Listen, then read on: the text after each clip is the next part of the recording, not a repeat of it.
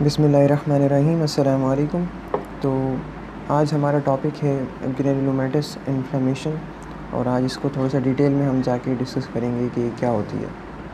So first of all topic शुरू करने से पहले आप ये समझें कि ग्रेनुलोमेटस इन्फ्लेमेशन उन तमाम इन्फेक्शंस के लिए है, उन तमाम माइक्रोब्स के लिए है, उन तमाम ऑफेंडिंग एजेंट्स के लिए है जो नॉर्मली एक्यूट या क्रॉनिक इन्फ्लेमेशन से ख़त्म नहीं हो पाते।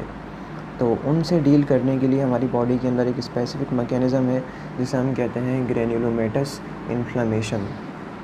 अब इसके अंदर होता क्या है, देखें ग्रेनुलोमेटस इन्फ्लेमेशन जैसे कि हमने बात की कि to eradicate the offending agents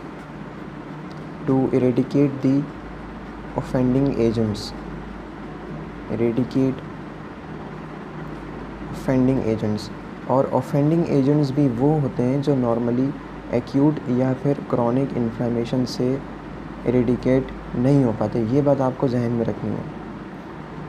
और अगर वैसे बात की जाए कि ग्रेनुलोमेटस इन्फ्लेमेशन आइदर एक्यूट है या क्रॉनिक है, तो ये बात भी आप याद रखें कि granulomatous inflammation it is an chronic inflammation.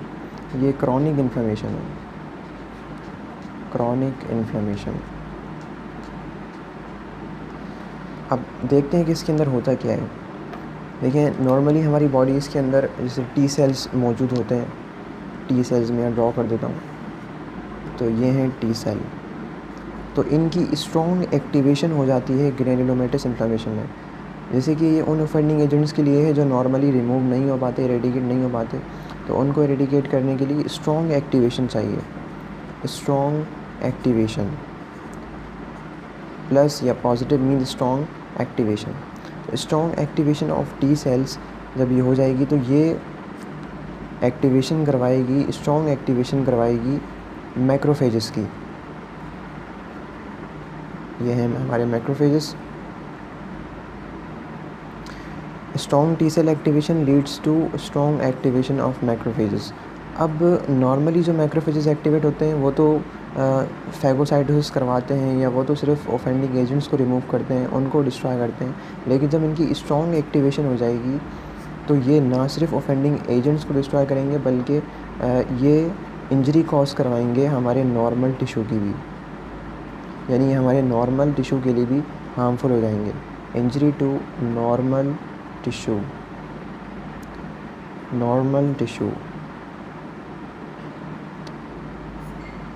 So strong activation of the T cell lead to strong activation of the macrophages will lead to injury to the normal tissue, जो कि एक ड्रॉबैक है ग्रेनुलोमेटस इन्फ्लेमेशन का। तो अभी तक हमने granulomatous inflammation की प्रॉपर डेफिनेशन डिस्कस नहीं करी। मैं आपको पहले इसकी फ़िगर बना के दिखाऊंगा कि इसमें कौन कौन से सेल्स ग्रेनुलोमेटस इन्फ्लेमेशन में होते हैं, फिर फ़िगर को देख के हम फिर इसकी डेफिनेशन बनाएंगे। सो पहले हम इसकी फ़िगर बनाते हैं। तो जैसे कि हमने बात की कि यहाँ पर स्ट्रॉन्ग एक्टिवेशन ऑफ मैक्रोफेजेस है। सो यहाँ पर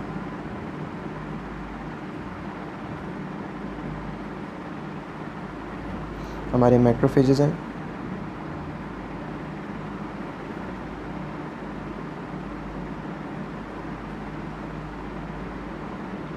आप देख रहे होंगे कि मैं कुछ सेल्स स्मॉल बना रहा हूँ, कुछ लार्ज बना रहा हूँ। उसकी भी एक रीज़न है।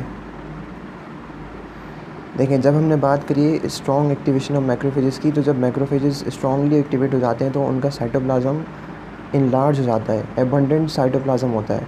तो जब इनका साइटोप्लाज्म एबंडेंट हो जाएगा तो उनको हम कहते हैं एपिथेलॉइड सेल्स, एपिथेलॉइड सेल्स।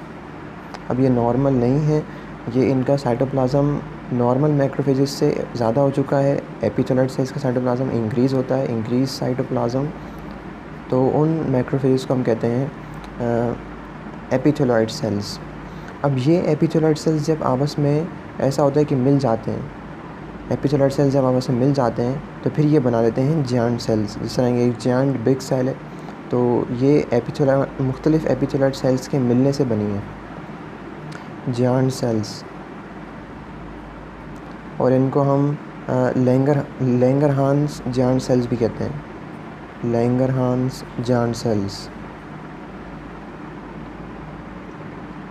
सो एपिथेलॉइड सेल वो हैं जिनका साइटोप्लाज्म इंक्रीज़ हो चुका है, और जायंट सेल हाँ या लैंगरहांस जियांट सेल हम उनको कह रहे हैं जो मुख्तलिफ एपिथेलॉइड सेल्स आपस में मिल के बनाते हैं, और इनके न्यूक्लियस भी जो है वो ज़ाहिर है हर एपिथेलॉइड सेल्स का न्यूक्लियस होगा, इसमें जो न्यूक्लियस भी इसमें ज़्यादा होंगे।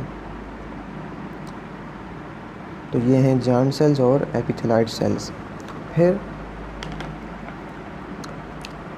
मैक्रोफेजेस के सराउंडिंग में यहाँ पर जिस तरह स्ट्रॉन्ग एक्टिवेशन हो रही है टी सेल की, तो टी सेल्स भी इसके सराउंडिंग में मौजूद होंगे। T cell all the way around the macrophages. T cell पूरा इस तरह जो है वो एक कॉलर सी बनी हुई होती है लिम्फोसाइट्स की, बहुत सारे टी सेल्स यहाँ पर मौजूद होंगे अराउंड दी मैक्रोफेजेस। तो ये एपिथेलॉइड सेल्स, जियांट सेल्स, और ये हमारे हो गए टी सेल्स। फिर टी सेल्स के सराउंडिंग में फाइब्रोब्लास्ट मौजूद होते हैं। These are the fibroblast.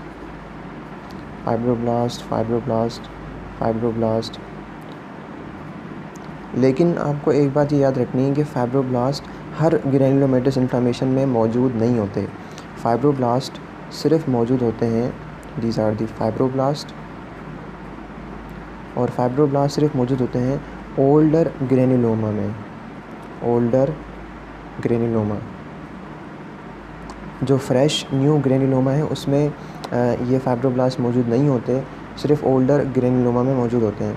अब जिस तरह मैंने ग्रैन्युलोमा का नाम लिया, तो ये जो स्ट्रक्चर सारा बन जाता है इसको हम कहते हैं ग्रैन्युलोमा।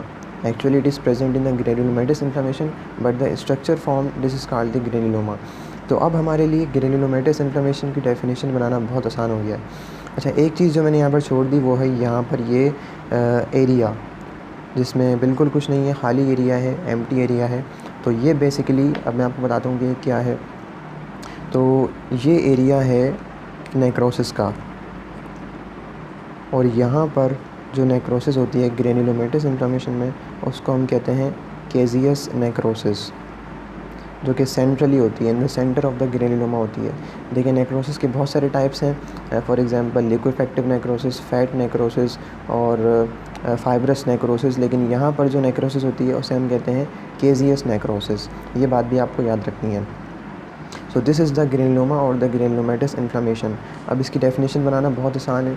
इसकी डेफिनेशन हम बना सकते हैं कि granulomatous inflammation is a type of chronic inflammation to eradicate the offending agent in which there is activation of the macrophages or formation of the epithelioid cells or giant cells which are surrounded by the collar of lymphocytes and fibroblast in the older granuloma and along with the caseous necrosis centrally।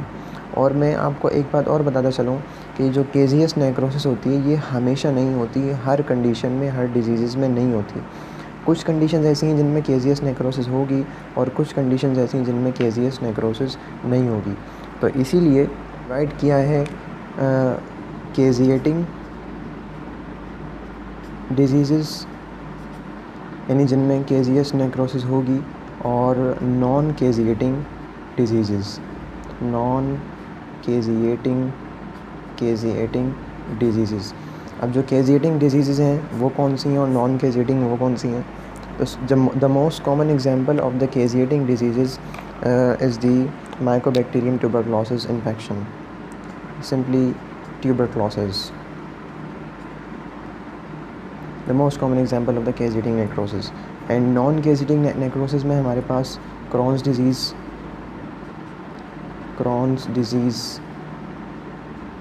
जो कि inflammatory bowel disease की type है। इसके अलावा sarcoidosis,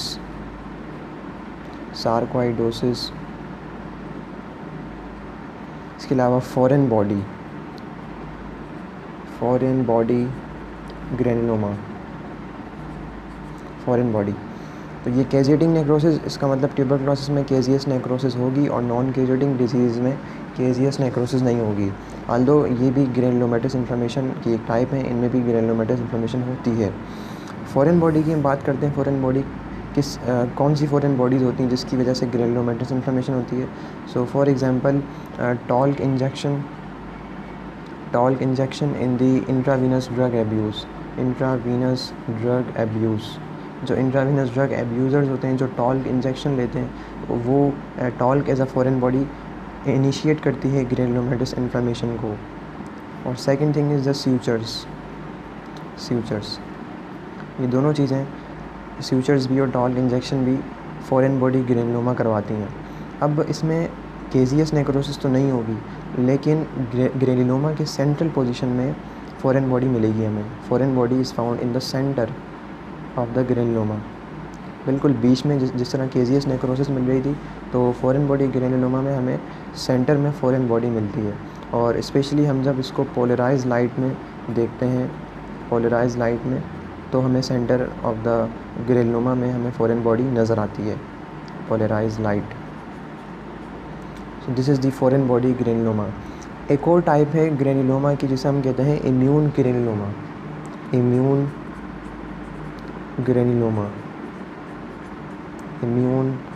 granuloma.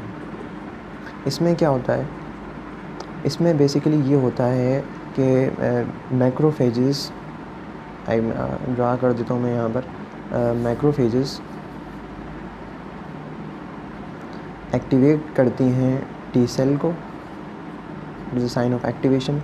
Activate करती हैं T cell और T cell फिर दो साइटोकाइन सिक्रेट करती हैं, एक इंटरल्यूकिन 2 और दूसरा इंटरफेरॉन गामा। इंटरल्यूकिन 2 का काम ये है कि ये एक्टिवेट करता है फर्दर टी सेल को, दूसरी टी सेल्स को ये एक्टिवेट करेगा। और इंटरफेरॉन गामा एक्टिवेट फिर कर देता है मैक्रोफेजेस को। इंटरल्यूकिन 2 दूसरी टी सेल्स को एक्टिवेट करेगा और इंटरफेरॉन गामा मैक्रोफेजेस को एक्टिवेट करेगा। तो ये एक विशियस सी साइकिल बन जाती है, यानी macrophages is activating the macrophages itself and activating the further T cells. तो ये विशियस साइकिल बन जाती है। जिस तरह हमने पहले बात की कि ग्रेनुलोमेटस इन्फ्लेमेशन, वैसे ही मैक्रोफेजेस हमारी बॉडी में नॉर्मल टिश्यू में इंजरी करवा रहे होते हैं, तो फर्दर ये मैक्रोफेजेस की एक्टिवेशन होती है, तो फर्दर हमारी बॉडी में इंजरी होती है। और immune granuloma is caused by the self antigen और एनी परसिस्टेंट माइक्रोब जो कि रिमूव ना हो रहा हो, तो उसे हम कहते हैं persistent microbe. So this is all about the granuloma. I hope कि आपको ये टॉपिक समझ में आया होगा, और keep watching our videos and thank you very much. अस्सलाम वालेकुम।